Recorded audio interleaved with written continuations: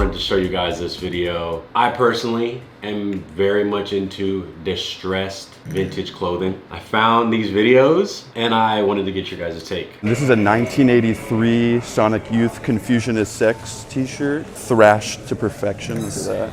Damn. Okay, in your opinion, does the thrash add to the value, like its inherent value to you? Maybe not in a monetary way. I think it does. It takes probably like 200 plus wears to get a shirt to look like this. The amount of work that takes is just incredible. So I think for that reason, yeah, it adds value. To the people at home, probably not. Probably not. In terms of like market price, where would you put this one? I'd like to be at 600 bones for this one. It might be the first Sonic Youth shirt. Sonic Youth shirt. Very well might be. Where'd you find it? I got it online on eBay. Little steal? Oh yeah, it was like 40 bucks I want to say, but got it in like 2016. Don't say that. What? Nah, then give me 20 bucks. Distressed vest. Come on, it's a festival. What y'all putting the value of that shirt at? So like, you know, you ever been to like Goodwill and they have like the bins and you can just kind of like pick what you want? To the point where it's like, bro, you don't need to pay for that. That's something that I thought. Actually, I probably would have found that in the bottom of a dumpster. Are the Goodwill bins free? They're not free, they're not free. You still gotta pay something. But it's really cheap, it's really cheap. And they rotate them like every 30 minutes, honestly. Like, what do you do with that though? Because that's like an ancient artifact. I don't even think It's you can't wear it. You can't wear that. Can you? You can't wash it, can you? I feel like hanging it up is even kind of ruins it a little. It's ripping up the threads. Like you almost want to put it in a shadow box. Well, there's more where that came from. Yeah, not him revealing it was 48 bucks in 2016. Because Yeah, then don't do that. there's no way the value went up in 8 years that much. Like, you could charge a crazy price, but don't say what you got. You shouldn't even say you got on eBay because it just sounds even more sus. Like, how do we know that's even legit? I understand the value of vintage shirts and whatnot, but what's the market? Who's the market for this shirt? Like for that sort of shirt? Yeah, unless there's a distressed only vintage store. You just have to, if you know, you go there for that. Like what? But yeah, Where do you put your arm arm through? Is somebody wearing that 1983 shirt, or they just, I have it and you don't? It's a 1920s Montgomery Ward chore coat, chin strap on it, and I found this sitting in a house. It had about 3 feet of newspaper just up inside the upstairs. I had to dig through it. It's pretty tattered, but it's still kind of here. What'd you have it listed at? I was asking, starting at 500. I mean, if it was in great condition, way more. Do you do most of your finds like by just your own picking? Yes, pretty much everything I find is my own, and I go out to a lot of farms. I talk to a lot of farmers. That's how I find most of my stuff is on farms up in Idaho.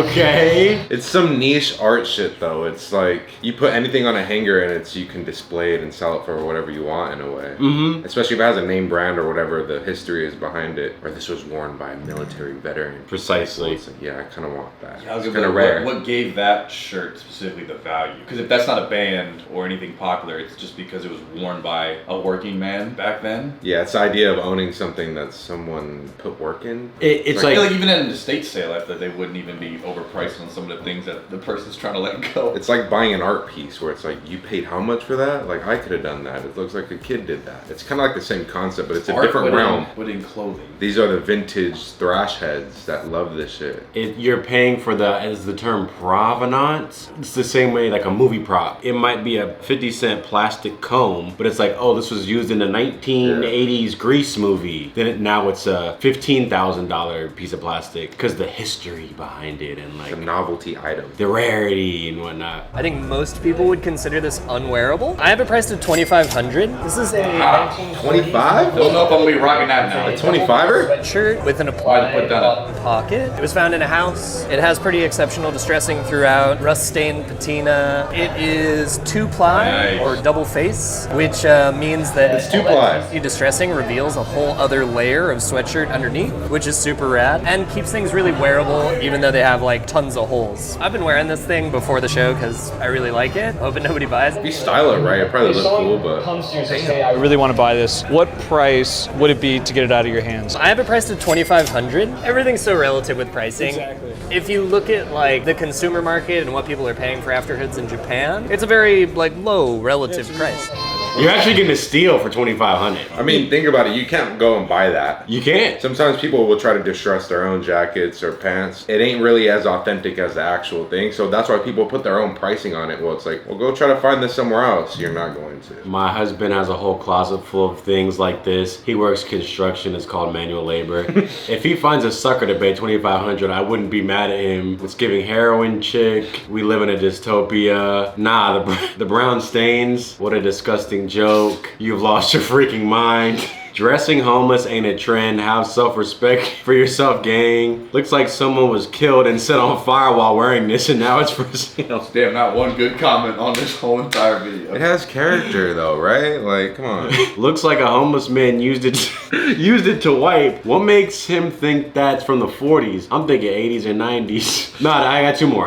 All right, this one I thought was probably one of the most ridiculous. I think that this flannel is perfectly wearable. Perfectly wearable. It's from a brand Assless called chaps. Gibraltar. Backless flannel. Brand to find is very early. This flannel Sleeve. like completely Come on. folded. This sleeve is like mostly fragmented. she's so The serious entire about back this. was cut Throw out. it away. Like, all of this stuff was Dude. removed from this to do repairs on other garments. So generally, if you find something like this where it's like clear that whole sections were removed, and you find it in a house, these parts were harvested for repairs on other garments. I think that this flannel is perfectly wearable, and I wear it all the time actually. Why isn't his clothes have any holes in it? He's rage baiting. Oh, he's got one sleeve For the on. sleeve and actually a complete button. You can still like close it around your wrist, and it dangles really crazy off the arm. It makes a really unique silhouette, and it's also super long. Like I'm 6'2", but even on Okay, my you need to body, put it on. Let's see. I need to see it on I don't body. believe it. This looks. layering silhouette. It's just a really unique garment in terms of the way that it actually fits on body, and that's why I'm drawn. So do you not wash these? You have to get them dry cleaned because you can't put that in tumble dry. No, the dirtier the better. You Or- don't wash or- it I think, Or don't is clean. it better to not wash it at all? because you add to its history. Or you're just stressing it more. Your costume for the event, huh? Yeah. This is real life. You wore this all your life? Yeah, I wore it all my life. Oh wow. That's how you got it to get like that? You were born in what, 1900 what? Yeah, I 1929. need to know the price. Dude stole a homeless man's shirt and tried to flip it. Thrashed to perfection, definitely not. Rich people want to be homeless so bad. So how far will you go on the distress scale since you're a distress fan like that? Like, is that too far for you, or would you be rocking that mangled, thrashed to perfection tee? I respect the prices. Now granted, am I going to pay $600 for the Swiss cheese t-shirt? Not for that particular item. I think I like the distressing one because I just like how things feel. So when something is brand new, like you got it from Zoomies and it's crisp or whatever, those tend to feel less comfortable as opposed to a vintage t-shirt where it's more worn in, so the fabric is softer and whatever. Now granted, once you start adding the Swiss cheese, it looks like it got lit up by a AK-47. I almost can't even describe it. I think it's not every piece is about the history behind it. I think it's purely the aesthetics. And I think I like the dirty thrash, not too dirty, can't have like shit stains on it. I think I like the tattered times clean, like if you have brand new pants, but then you have a tattered hoodie. I like the juxtaposition. Okay, tattered. But I think a lot of people, it's just simply not their taste. So like you said, like when you see someone buy a piece of artwork for $2,500 and you're like, really dude? I wouldn't spend $5 for that. You don't care about art, so of course you wouldn't. Same with like shoes. Like I'm not really a shoe guy, but there's people 20 grand for the pigeon dunks or whatever because they're super rare or whatever. I think everybody has interest, like, or they'll put a bunch of money into something. Other people wouldn't just because they're interested in it. So does like the holes and the rips do something different for you? Because like you can still get a vintage shirt that feels the same without the rips, like that good quality. So it's like, but you said you're a fan of the distressed look. It does. And I think it's a purely subjective thing where someone might like that shirt that looks like a spider web where it's barely hanging on. They might like there's barely any shirt here. Whereas I like it maybe 95% of the shirt there. And the placement of the rips matters. The color, the fading, the sun fading, how old it is exactly, the material, all that stuff. So if you saw two of the same vintage shirts, one with the rips and one without, you would get the one with the distressing. I might lean more towards the distressed one because I simply enjoy the art of the, you can't get another one like this. Because then you could wear the shirt and distress it yourself over time too. You could if you wanted to. You could even add a little, if you want to add a little extra rip into it. Yeah, and people be getting the sandpaper and shit, you know?